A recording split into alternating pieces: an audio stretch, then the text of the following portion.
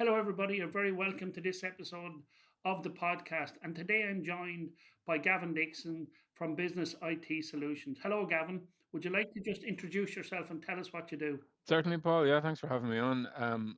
Gavin from Bits. I set up Bits way too long ago, 2001, in my youth and naivety. And since then, as I started out as a one-man band, man in a van, as I say, going around doing a bit of IT. And here we are, nearly 25 years later. We've a team of 30 or so. We're based in Kilkenny. We've office in Dublin as well, and we cover basically that whole corridor from Dublin into the southeast of Ireland, doing IT and whatever that's evolved into over that last 20 odd years. And there has been some changes over the last 25 years in Yeah. IT. Massive, yeah, and it's been massive for everyone. I always kind of think I got lucky, and I don't know you make your own luck, but when as I said, kind of set up my own business and I went out and, at that time you were selling a few laptops or maybe a server but I got into this business at the time when broadband was starting to be rolled out. Most people prior to that, if any of your listeners are old enough to remember using dial-up to get out onto the internet and maybe using your ISDN, and it could be costing you hundreds and hundreds of pounds back in that day.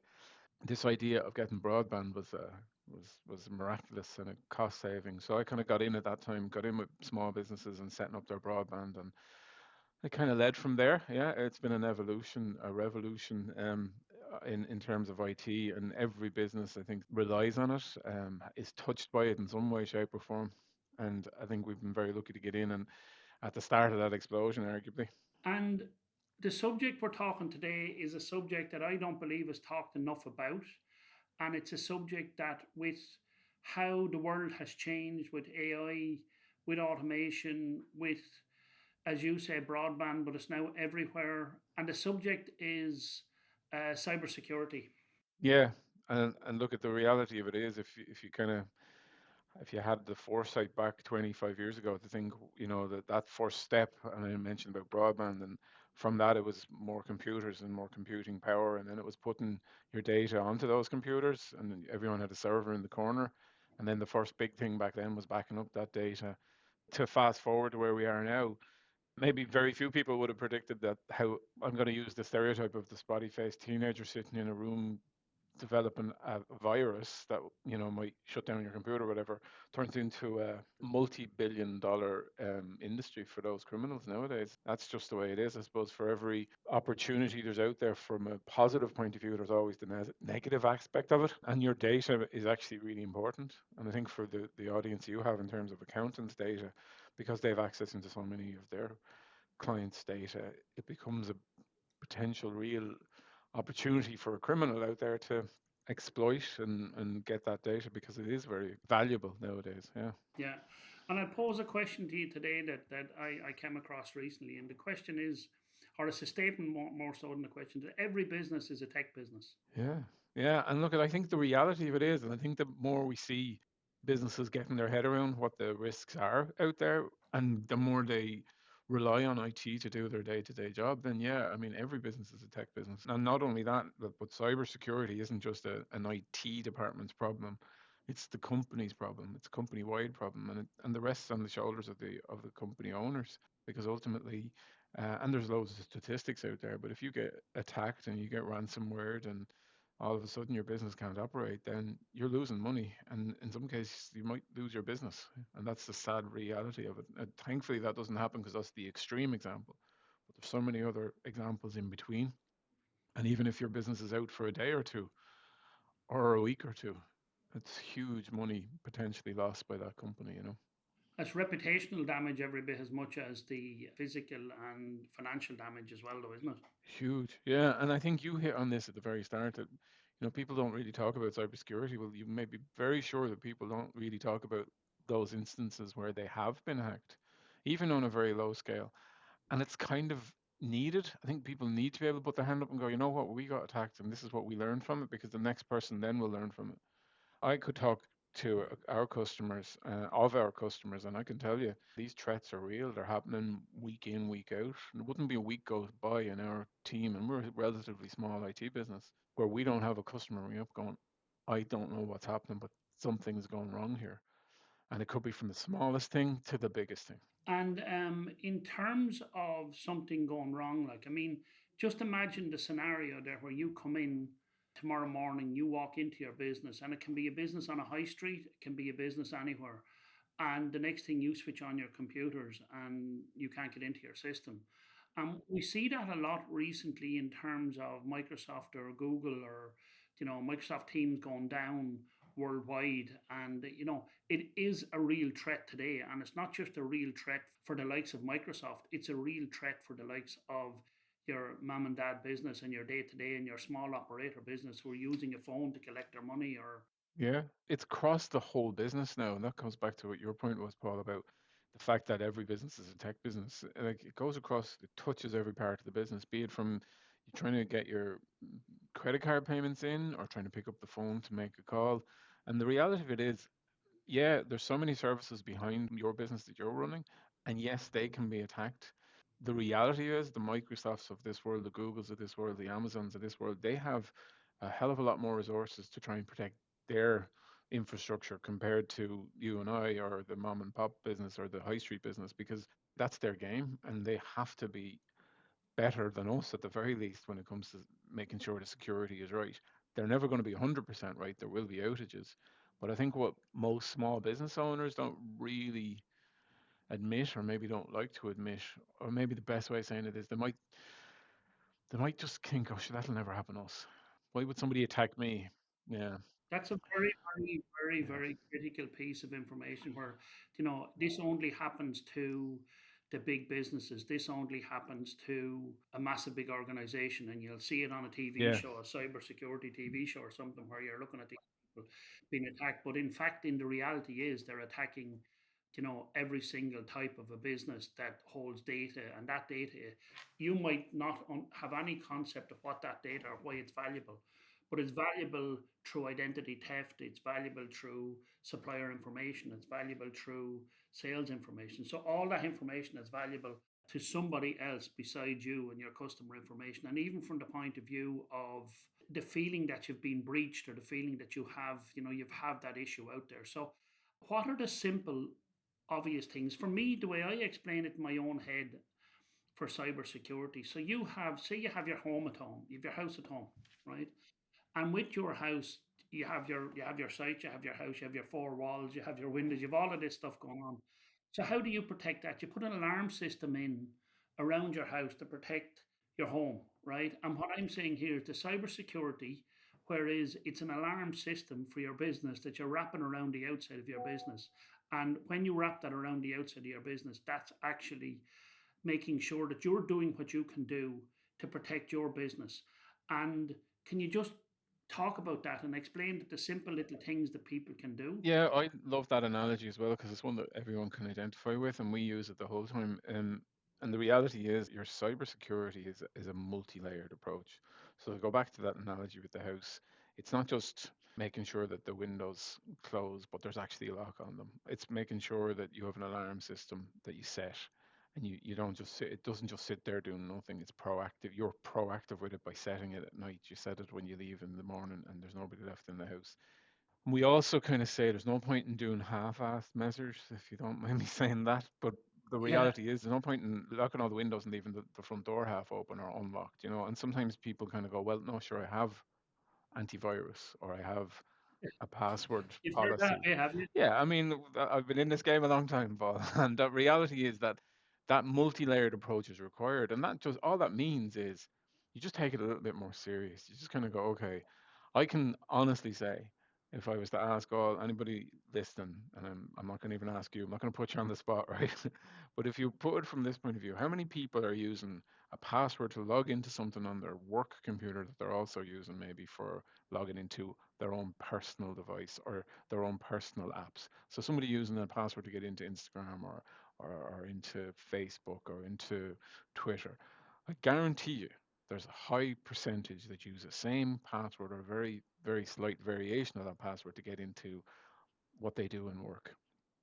So when we talk about protecting things at a very basic level, and I talk about passwords, even just putting in a password policy into your company that says it has to be this long, has to be changed this often, it has to have special characters in it. It has to. A lot of people don't implement that very basic thing. Having a firewall that's kept up to date, so the security is up to date on the firewall. If you're running a business, you have, again, that's the analogy of, you might have said, "Oh, we're great with passwords," but that's like leaving the door open if you haven't fixed the firewall side of it.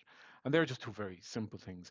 Like everybody, more than likely everybody has all of their emails sitting up in the cloud now, be it through Microsoft or Gmail or something like that. The reality is, when you're logging into those things, you should have multi-factor authentication turned on. It should be a basic thing. Yeah. And for somebody that doesn't understand what MFA is, can you just explain to people what multi-factor authentication Yeah, is? I will as best I can. And that this is the reality of it as well. The people are probably seeing this more and more in their day-to-day lives. They're seeing stuff happening where they get a text message to their phone after they log into something. Because you put your password into whatever, and then you'll get a text message, and it's usually 4 or 6 digits that you have to put in. And that's now a second layer of authentication. Your first layer was your password. The second layer now is actually that 6 digit code that they send you in your text message. Even that is getting flawed now because there's other ways that the bad guys have hacked into doing that. So this is why we start using an authenticator app. But that is a very basic example of what more than one layer of authentication is, multi-layered, in that you have a password, but then you also have this 4 or 6 digit code to authenticate who you are, to let you into what you're trying to get into. And the simple things that we're talking about here are things that every business, when they're starting on this journey, they should actually really do. Like when we look at businesses, we look at risk profiling in the business. Like where's the biggest risk for a business owner today? Like where, like, people will say, well, if I don't have enough insurance and if something happens to somebody, this is another form of insurance that you need to have. Absolutely. But like, Mm. if our IT system goes down, we're out of business. And I can tell you that, of our businesses, there's probably 60% of the businesses that will go down if they don't have a robust, strong protection mechanism and cybersecurity policy within their business. Yeah. And things like multi-factor authentication, we just need to take that seriously. Things like password, there's a number of password protectors out there. We've put in one password, but there's loads of other ones there, and we ran that across the whole organization. And people, they tend to say, "Oh no, not another thing, not another thing, not another thing." But the question is that now they begin to know that they can store their stuff into one password, and Yeah. and it's the main focus of this. And for us, like if we have a staff member coming in, and then that staff member leaves, from a security perspective, we can close down the whole account with one from one managerial side of this. So again, it's multi-factored, but it's also multi-factored in the instance that as a business owner, you're looking for these areas that can say, yes, here's the vulnerabilities. So if I'm looking for the vulnerable things that in the business there, then I'm looking for the simple solutions. So the basic simple solutions are passwords. Make sure, first of all, you have a password on everything, right? Second, it's not the same password, obviously. Third thing in terms of that is understand multi-factor authentication. And these are by just doing these couple of things, and then you can have a third layer, which is you have to get the digits off a certain, off that multi. They're the basic, like they're the things like third party insurance on your car. It's not comprehensive Yeah. insurance. And you know what? There's one that's regularly missed as well. Actually, this comes back to the point a few minutes ago. There's so many layers to it. The statistics are out there, right? That somewhere between 65, 70% of attacks that happen are successful because of human error, right? It's not because of the technology, right? So, and that's Yeah. because the technology has got some sort of levels built into it. But if you ignore certain things on the technology, that statistic will go higher. So, for example, keeping your computers up to date. And I don't mean going out and buy one every year. I mean running patches on them. Microsoft, as an example, they're all in the same boat. But the vast majority of our customers anyway use Microsoft. A Microsoft device, when you buy a computer, Windows 11, it's never fully um, bulletproof, to use that expression. You will have to download updates. Now, the system should update themselves automatically, but some people might have to click next, and some people might not do that. But so just running patches on your computers that fix known vulnerabilities. That means when they shipped that PC out of the box into your business, at that moment in time, it might have been okay leaving the factory, but in the month it took to get from the factory into your office or more, there's been some issues arising, what we call patches, that little pieces of software that need to be released to fix that problem. It's free to use. You go in and you run your security updates on your computer, and it just brings it up to a level that makes it secure. And that's a very basic thing for people to do. But they have found somebody has attacked and there's a vulnerability there, and the patch means they've fixed that vulnerability, and they're now asking you to update your system to make sure that your system is updated. Correct. Yeah. And we're talking here about the basics, the main simplified basics that people can do Yes. without having an IT firm that they have hired for the business. And it's not a sales thing. You're on here Mm. today because I've asked you to come on. But I do believe that every business should have a strong IT, and it's so specialized now. It's not something that, as you said, the teenager can do in the bedroom Mm. to make sure that you're patching. Because if I look at the things that we use in the office, right, we all use our phones. There's various different, there's some people use Apple, some people use all the other different systems. And the question is that the phones are very vulnerable in terms of an attack as well. And if you have your work email on your phone, therefore you're able to be, it's vulnerable there. So it's an extra layer there to make sure that you're actually protecting that device. But there's things like watches. I have an Apple Watch on me here now. That Apple Watch can send me a lot of information. And there's so many. I mean, we've recently heard of a story where there was a vending machine in a large production firm that ordered parts, and that vending machine was on the open Wi-Fi, and something got into that Wi-Fi, and that attacked the system. So they're looking for the softest way to get into the system, and they have a way of checking all of that. Back to the analogy where you have your house is locked down, then there's a layer of a protection around that, but then you have to have another layer of protection around your car. You have to have another layer of Yeah. protection around this. Yeah. So Yeah. people don't want to actually have to really, they don't think about this because it's not what they do. I think educating people on this now, as the world has become a lot more IT orientated with the rise of blockchain technologies, digital currencies, digital assets, all of this stuff is there now. So this is not going away. Like, this is something that's here to stay for the future.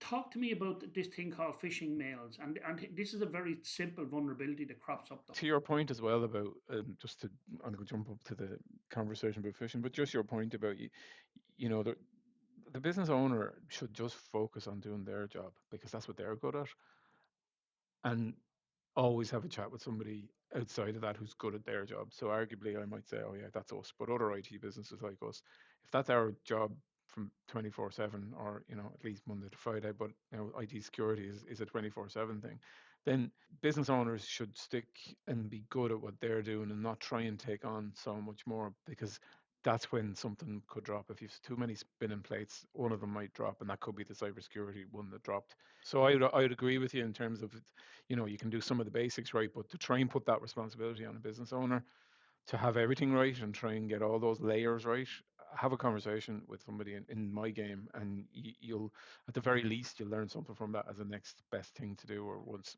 the right plan to put in place. But in terms of phishing, it goes back to what I said a few minutes ago. Like nearly 70% of those attacks that are successful are those attacks that come in through a human interaction. It's usually human error. Education is key. You've just said that as well. And what you're really educating people for is to watch out for and spot a potentially dodgy email. And we've again to talk about the evolution of cybersecurity. It's not the Nigerian prince offering you a few million just to give your bank details, because it's evolved, and it's now evolving faster than ever because of AI. The bad guys are using it. It would have been relatively easy 2 or 3 years ago to spot a phishing email. There would have been spelling mistakes in it. Would have been pretty. There might have been a couple of obvious errors in it. Yeah, Nowadays, AI doesn't allow for errors. So the bad guys use AI for their gain. They now go to ChatGPT or Copilot and they say, okay, I want to know as much as I can about accountants in Wexford, and maybe RDA come up on the list. And then, okay, now it's going to say, I want to know as much about the principal in RDA. And it might be you, obviously. Now I want to find out as much as I can about Paul Redmond. And it can keep getting deeper and deeper. And now all of a sudden, I know I can potentially mimic your email address send it to somebody who works in the organization and make a request for €20,000 to be transferred into this bank account, and it has to be done with urgency. And people can spoof those emails. People can make it look like it's really coming from Paul and make up a scenario. Maybe they've figured out how to You're scaring me now. but the reality is that if we're using AI for any good, there's other people going to be using it for bad. And I suppose it can get down to that level. That's a very targeted attack and that's a very specific thing. And it's what happens on a daily And it does basis. happen. But you think about it as well, an awful lot of the stuff that the criminals are using is automated. They are throwing thousands and thousands of emails out in there into the wild, hoping that somebody clicks on it. They only have to be right once, whereas you or we have to be right the whole time. We have to make sure all of those layers are in place, but they only have to get through once. And what happens in a phishing email is somebody opens an email and they get duped into clicking something they shouldn't. And they think that what they're getting is authentic. And that's basically it. It might say that your Microsoft password's about to expire, click here. And it brings them to a website that looks like it's the Microsoft website because they've duped that website. They've duplicated it and made it look like it's the real thing. And now I put in my username, my password, bang, they're in. They have my details. And that's enough to get into my email account in the cloud. And now all of a sudden I've access to data. And what can I do with that? It opens up a whole realm of opportunity for the criminal. And that's a simplicity way of how they can get in, and it's a brilliant analogy where they only have to be right once. In terms of that. So we have talked about the simple things that people can do in terms of multi-factor, strong passwords, regular backups is another huge Huge. part of this, Yeah. making sure and a lot of this antivirus and updating your system with patchworks that are there. The other thing, I suppose, low cost options would be education of your own team. Yes. Making sure that you understand that if you're in the Google ecosystem and if you're in the Microsoft, that you're in one of those two main systems. Like there is protection there if you actually use the protection. So I Correct. Yeah.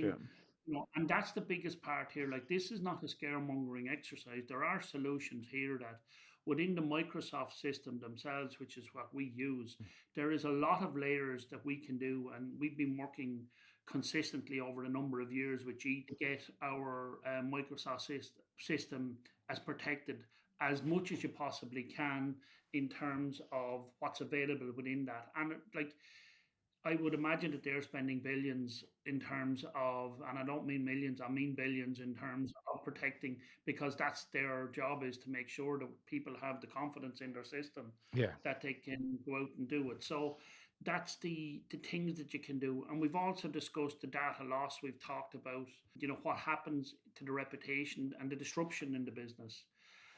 But let's just talk a little bit about what happens if you have an attack. What do you do? What's the first 10 minutes? For me, the things that you've talked to us about, there's three pillars of this, which is containment, eradication, and recovery, Hmm. right? They're the three pillars that you work off in the event of attack. What do you do and what's the first 10 minutes look like? And after you stop screaming for the first couple of minutes, this is something a lot of people forget actually. But some businesses, and it's become an increasing number, have cybersecurity insurance. And those who do, the actual first thing they do is ring their insurance company because they have to be notified immediately, and usually the insurance company then will have a strategic plan as to what they should do next. And if that is engage your IT provider, or if that is shut down all the computers, if that is so, if you have cyber insurance, in order to not invalidate your insurance, ring your insurance company first.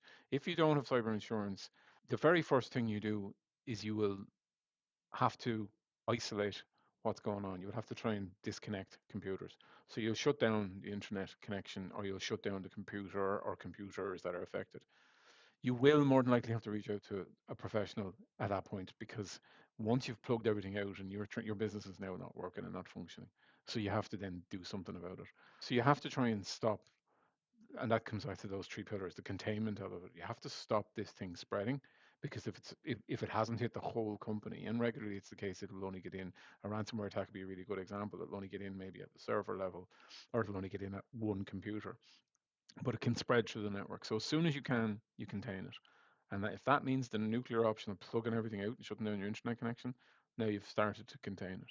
The second thing then is to try and eradicate it. So you have to identify, and this is where it slows down, because now you have to find out, well, how many devices are impacted. Is it just one? Is it the whole organization? And it could be just the server, but the server is where all the data is. So in that instant, you've kind of tried to contain it. You then have to move on to, well, we have to identify where it is and how far spread it is. There's something like we work with a lot of accountants, so we've seen that there's some accountants who are fully in the cloud, as we would say, but in the industry that you're in, the reality of it is an awful lot of companies are in a hybrid mixed sort of setup. They have a bunch of data that's sitting up in the cloud, but they also, because of maybe legacy third-party apps or apps that they're using, have to have a server on-prem as well. So in that scenario, you've got a more complex network, you've a more complex setup. So if the attack happened on your local network on your server, how do you know then that hasn't gone up into the cloud as well? Depending on your structure and what infrastructure you have in the cloud and all the rest of it, there's a few unknowns in the scenario we're talking about. But you'd have to check everything. You do not want this thing spreading into your cloud environment. You want to make sure you've stopped it spreading. In that containment heading, you want to eradicate it, and that's where the hard work gets in. You want to get in, get rid of what's causing it, and then the real work begins, I suppose. After that, it's the recovery. It's getting things back up and running. And you hit it on it a few minutes ago, and we didn't actually probably give it enough of attention. Backups. I mean, it probably wrongly is something I take for granted, but you can't and shouldn't take backups for granted, because if the proverbial hits the fan and you have to say, I can't trust turning that computer back on, then I need to wipe that computer. How do I get things back? And you can only get things back if you have a backup. And I suppose for people that are listening that are not really aware of this, just imagine the scenario we had when COVID started. Mm. It's the very same. Like there was containment, so you had to lock yourself away in your home, and you know what I mean. You tried to eradicate it, and then you went through your recovery process. And it's a very, very Yeah, it's a good like analogy. Yeah. they call Yeah. this. Well, they call this a virus, like, or if a virus gets into your computer or that side of it as well, it's the exact same protocol. Do you know what I mean? Like, I'm not saying we're humanoid computers, even though they're not a million miles away. But what I am saying to you is that having an emergency plan in place, you know, it's not that it's something that you might like to have. It's something that you should have. And the risk planning within your business, if you're not considering your risk planning, because as we said earlier on, every business is a tech business. If you're not having consideration around what your risk planning in your business for this is, and this is only the initial stages of this. Then you have containment, eradication, recovery. You have your three phases, but there's another huge part, which is your reporting obligations. So as a business owner, like you have some very, very serious reporting obligations to, you have GDPR, you know what I mean? You have the Garda Crime Squad, which need to be reported on this. You also have the Data Protection Commissioner. So you have three very, very serious areas that you need to understand within your businesses. What's the stages of that? So you know, if you pick up the phone and you ring your local Garda branch, they will put you through to the cybersecurity policy. Then you know if you have a good IT team, they like yourselves, they will guide you down this area of the reporting obligations. The reality of it is, and it's the sad reality, that businesses like ours have experienced this. We've seen it. We know the process and the procedures now. So when you get to that obligation stuff, the GDPR legislation that came in a few years ago, you have 72 hours to report this as soon as you know about it. And if you don't, you're technically in breach of that. The reasons why are all very legitimate, but you've got potentially had a breach where personal data has been accessed. So everybody's personal data, anybody who might be on that list, is absolutely entitled to know about it. And you have to report it to the customers or the clients or the people as well. Exactly. And that comes back to the reputational damage that you mentioned. And all of those things, it's kind of like you're still reeling from the impact of having had this happen to you. That doesn't negate your obligations to report it. And a lot of people kind of go, well, I'm still busy in doing this, fixing this. I'm very blinkered on this. I'm trying to get my business back up and running again. That doesn't matter. You still have those obligations. And the whole idea here's a very simple thing that somebody pointed out to me as we were going through the process of making sure we had an emergency response plan, right? An emergency response plan, it's something that we can kick in when the snow falls and we can't all get to work, and what's, plan B? It could be power outage in your office and everyone has to work from home, but it could be that you walk in some morning and that all the systems are off. And as an IT guy saying this, it's great and all having your plan, but it's no good if it's stuck in your computer. Have it printed out, have it in your drawer, have another copy at home, because sometimes you won't be able to get into your computer systems, and there is your blockage to actually saying, actually, what's our plan? Our leadership team needs to be aware. Our employees need to be aware not to come to the office. We have a plan B, and we can get something up and running again. If the plan A is it's not business as usual, then what's the next step on it? And you can replicate your COVID plan. Yeah, Yeah, you replicate your COVID in plan. effect, yeah. This is the things that, that are, it's very, very similar when you're replicating that. The other kind of things that are out there that are that are not spoken about is there's a massive impact on your team. You know what I mean? If you've been a team member and you're the one that you've been hacked, or you've a particular area, like there's a very, very strong personal feeling of that it's somebody's fault. This is not somebody's necessary. You know what I mean? This is not about fault, blame, right or wrong. This is about understanding that there are people out there who are looking, they're criminals out there. So therefore, if somebody come in and stole money from your business or stole something, you would be saying to yourself, well, it's very obvious that this is a crime. It's not as obvious to people at the moment that the cyber issues is a crime, but it actually is a crime. Yeah, the only people that are wrong in this is the guys who are carrying out the attack and who are doing the damage, because that the analogy you've used is perfect. Like, if somebody breaks into your office or into your shop and takes some money out of the till, nobody says, well, Jesus, who put the till there? Or, that's just not done. And it comes back to the point I made earlier on. I don't think enough businesses who have had an impact from a cyber incident are talking about it, because if they do, the next person will, and they'll learn from it. Well, why did that happen? What did you do? What could we do better? And the more we get used to talking about it, the less of that stigma that goes with it. But you're absolutely right. It has an impact on the team.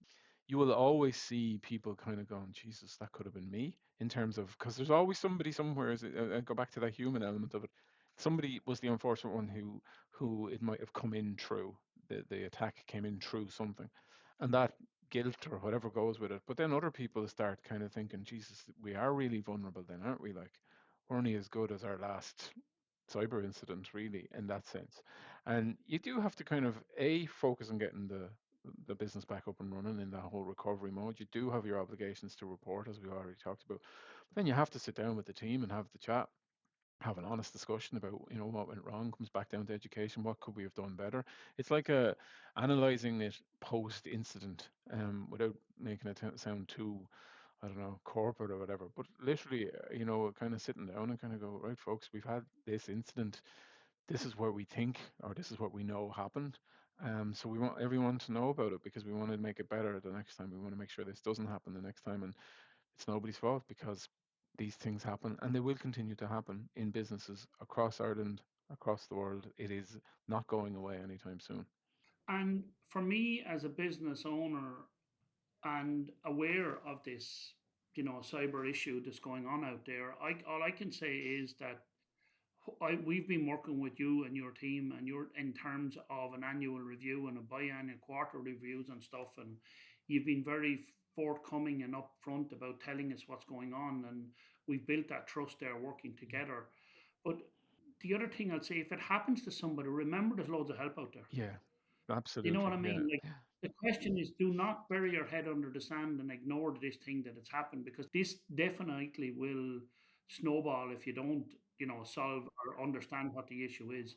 And don't assume that if you pick up the phone, there's nobody out there to help you. Even if you don't, even if you're not a customer of Gavin or his team, you can certainly pick up the phone and they will be there to help. I can guarantee that, because I just know the caliber of people that are there. So they will pick up the phone and they will put a plan in place and they will help you. You're also, I would encourage people to look at the cybersecurity policy for your business, no matter what type of business. Talk to your insurance brokers. They're there, they will help you. You can pick up the phone to the likes of the Data Protection Commissioner. Like, they're not, it's not the big bad wolf out there. Like, you've been injured in this as well. If you've done everything that you possibly can to protect the business and protect yourselves, there's nothing more you can do. So the question I'm saying is just put something in place. Be aware that within your business that this is a risk, and it's a real risk, and it's possibly one of the most underplayed risks that people don't even think about, because you will say to yourself, well, I do this job X, Y, or Z, and I don't really have much, much issues with that. So why, how could I be at risk? I'm only a one man operation, and you're the one man operation that's potentially the highest risk, because you won't have considered this as a risk, and that's the part. Also, the idea of this podcast is to educate. And if there is an attack, don't panic. Just understand that there's loads of people out there to help. Is there anything you'd like to add, Gavin? Would you like to just tell us a little bit about what yourself and what your team can do for people? Yeah, well, look, thanks very much for your reference of us in terms of what we've done for you. And I suppose that's the key as well, is building a relationship and working together. It's worked really well for us. But we have and do pick up the phone to people who we have never worked with before, and we're able to help because, and I go back to that point I made earlier, unfortunately, we've experienced it on behalf of others. We've kicked in. We've had to kind of we have a similar client emergency plan internally, so that if we do get one of those phone calls, we have a team ready to go. We have a cybersecurity team internally. We know the steps to take. There is help out there, and I suppose from our point of view, and this comes back to, like, in your industry, you have your continuous professional development. You go to your courses. You do what you have to do to deliver the best for your customers. It's the exact same for us. We get all our training. Our guys are we put a huge amount of effort on our guys getting trained up, continually trained up, because these things change the whole time. Making sure that we're able to deliver the most up-to-date stuff, critical stuff that needs to be implemented first. If we're working for somebody for the first time, we go in and we'll do an audit, and we'll have the traffic light report, and we kind of go, these are good, these could be better, but these red ones, we have to deal with these right now, because they're like leaving your front door open type analogy. And from that point of view, I suppose, don't feel that you have to take all this on. Don't feel like the burden of that in an incident happening and then it all falling on you and feeling you can't pick up the phone is definitely not what I'm in this game for. I want to help people. I want to make sure people are protected and try and keep the bad guys out. And go back to that point again, like, you have to have everything right all the time. They only have to be right once. If I was to pick the three or four big things that you can do without talking to an IT professional at all, it's your MFA passwords thing that we talked about, regular backups, but don't just take them, but test them. Make sure the backup is real. Because when people say, like, "Oh yeah, I'm running a backup every night," and you go look at it and you go, "Actually, that hasn't run in a year." Um, so take your backup and give your staff some training. Give them an education around what they should and shouldn't be clicking on, what they should and should look out for, what looks dodgy. You could get it online. I'm sure there's plenty of courses and education out there for staff around what they should or shouldn't do. And what one of the big things I think in that one area, if I could say it, is that sometimes employees click something and kind of go, "Oh God, should I click that?" and don't say anything. Yeah, That's the worst thing that can happen, because it's better, as you've already said, put your hand up and go, "You know what? I clicked something there about 10 minutes ago, and now that it's after getting in here and I'm after thinking about it, and there's a little red flag. Even if that red flag turns out to be nothing, I'd rather somebody put their hand up and said it, because we can check it out then and see if it was something or not. But we have had incidents where we've 3 or 4 days later been called in because somebody clicked on something, and when you actually talk to the employee in question, they go, "I kind of thought that, kind of, that niggled at me." If it's niggling at you, say it. yeah. That Mm. if it looks like a duck and walks like a duck, it's probably Exactly. So it's that making the atmosphere in making cybersecurity a thing that you just chat about, and trying to make it okay just for people to raise their hand and go, "You know what, that mightn't be right. I'll talk to somebody about that." Well, I want to say thank you so much. I really enjoy these type of conversations because we get deep into a subject that potentially is not spoken about enough, often enough. And thank you so much. I'm sure the listeners will really enjoy this. Thanks for having me, Paul. So thank you very much.